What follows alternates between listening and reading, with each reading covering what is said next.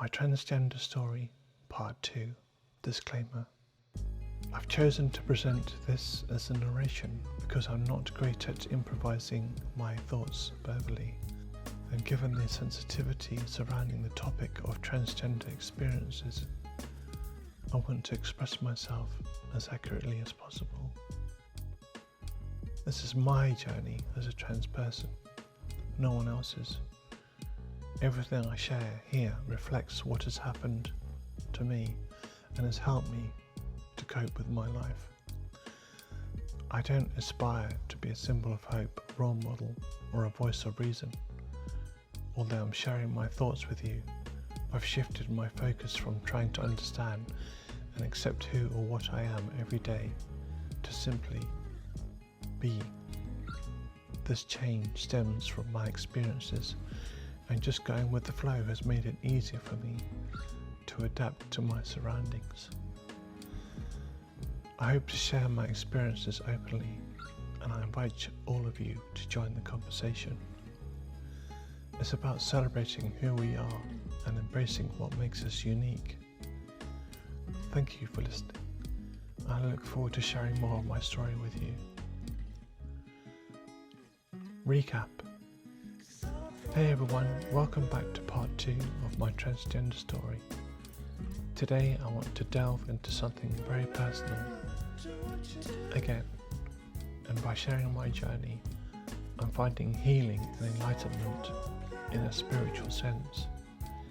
If you haven't seen part 1 from October 2020, I started cross-dressing at the age of 12. I knew I wanted to undergo surgery by 18, but I didn't know who to turn to for help. I officially came out at 31 and had my genital reconstruction surgery in 2015, becoming legally female the following year. I've been on hormone replacement therapy, or HRT, since I was 31. 2020 to 2024. Trans women are women. Before I forget, I want to address the phrase trans women are women, which often sparks debate. I am a trans woman because I have experienced what trans women go through, not what cisgender women have experienced. You might wonder which bathroom I use, since there are no bathrooms specifically for trans people yet. I typically use the women's restroom, and occasionally the disabled one. I rarely face issues when using the women's room, but I know I don't always look convincing, something I've stopped worrying about lately. Still, I do feel anxious in certain situations and places, especially since I don't carry my passport that states I'm female.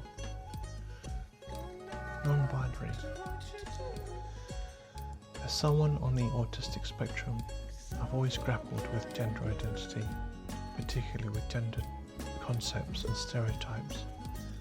I've considered whether I'm non-binary. On a spiritual level, I recognize that our spirits are androgynous. Sexuality. From my Buddhist background, spiritual beliefs, I know that I'm theoretically bisexual.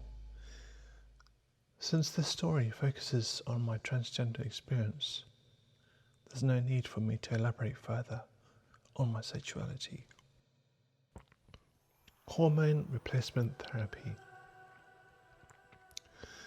Aside from travelling to my busking spots and fulfilling other commitments, I don't exercise much, which I believe has affected my progress with hormone replacement therapy.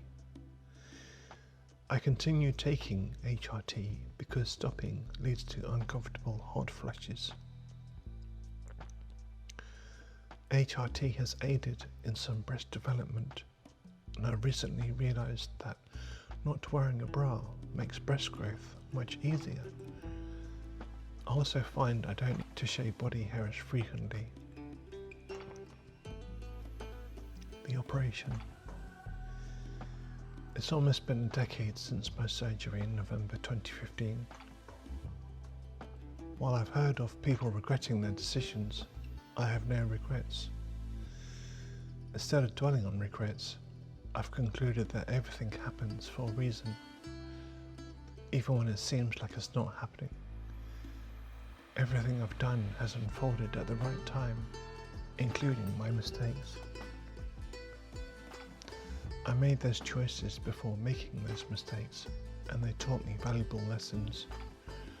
I used to regret not having the surgery when I was 18, but I've come to terms with it. Legally female.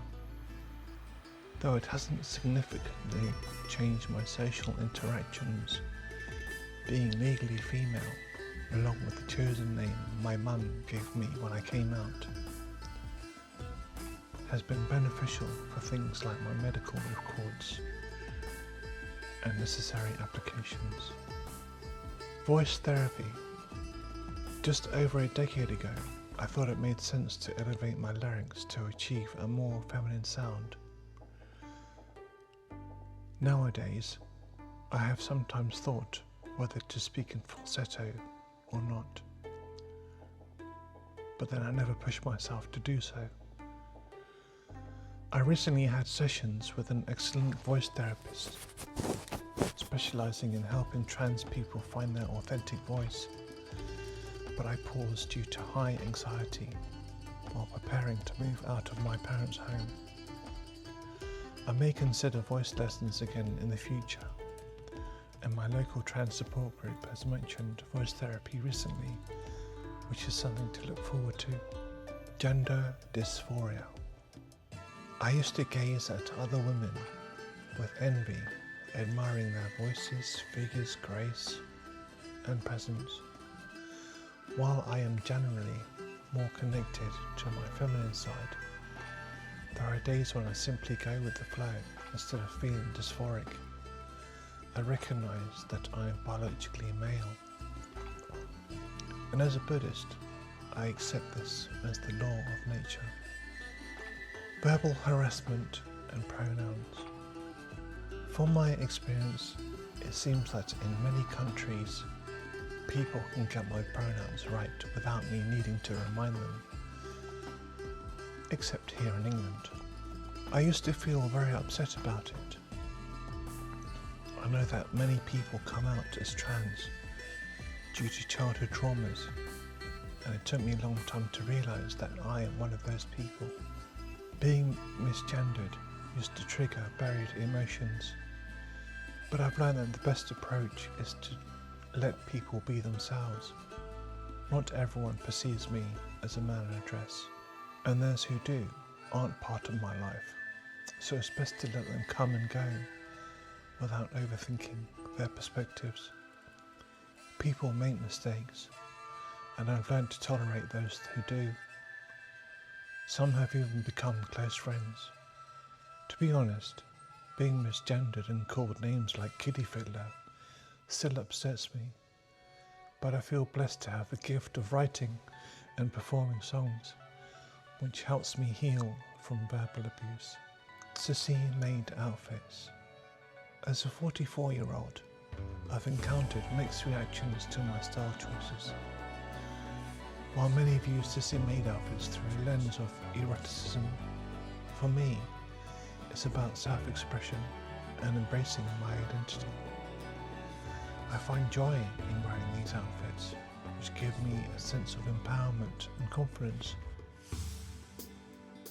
I also have a fondness for 90s anime and a curiosity for Japanese culture, which adds another layer to my appreciation for these outfits. It's important to clarify that while I enjoy the allure of sissy-made aesthetics and have explored related interests like hypnosis, I don't see myself as someone who wants to be submissive or a slave to anyone. My journey is about empowerment through my choices, not about conforming to someone else's expectations. Conclusion.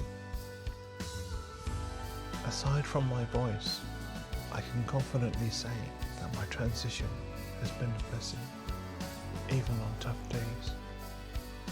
Thank you for taking the time to listen to the second part of my transgender story. If there's a part 3, it will likely address any questions you may have.